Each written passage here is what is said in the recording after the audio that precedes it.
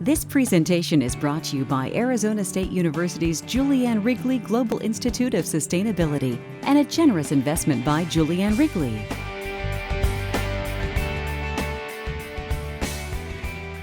We have the same limits when it comes to climate change. We are faced with planetary limits. We are already stretching these to our peril. We know that, and I don't think we need to make light of that at all.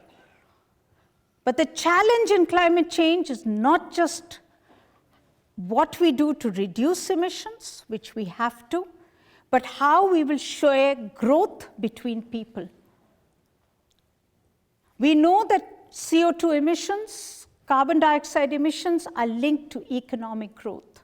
And we know that no country in the world has learned to de-link economic growth with carbon dioxide emissions, not a single country.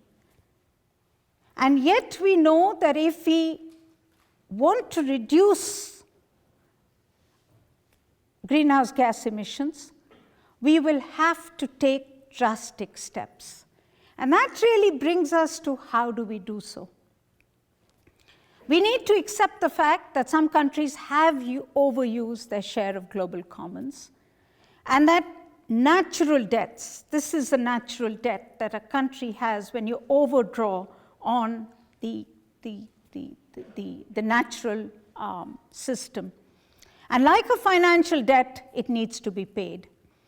If you look at the cumulative emissions of your country, the United States, between 1950 to 2000, 28% of the emissions in the atmosphere are from one country, the US. India, 2%. Current emissions on a per capita basis, the US is 19 tons. And yes, I keep being told this, that this is old hat, and that we cannot keep talking about equity and sharing when you are growing as well. But just understand the sheer enormity of the numbers. 19 tons per capita per year, as against 1.3 tons per capita per year. And you have to understand that there is going to be something very drastic that will have to be done so that we can actually come to an agreement in which we can share this common atmospheric space. Because no country in the world is going to accept freezing inequity. But that also means that climate change is about cooperation. Because if you emitted yesterday, we will emit tomorrow. There is no question about it. So if our emissions have to come down and your emissions have to come down, then the only way we can do that is through an agreement which is based on fairness. And that has to be based on the agreement that says that there are constraints, there are limits, but we need to find ways to be able to maximize the opportunity those limits provide. And to me, the constraint is the fact that we cannot emit more.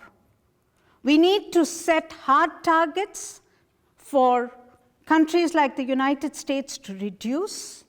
You cannot keep hiding behind China or India. You have to be able to take your targets and walk the talk.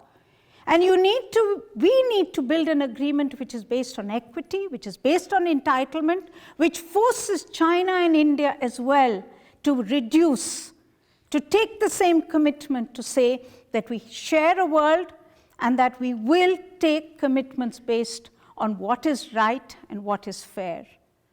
And that has to be the way for the future.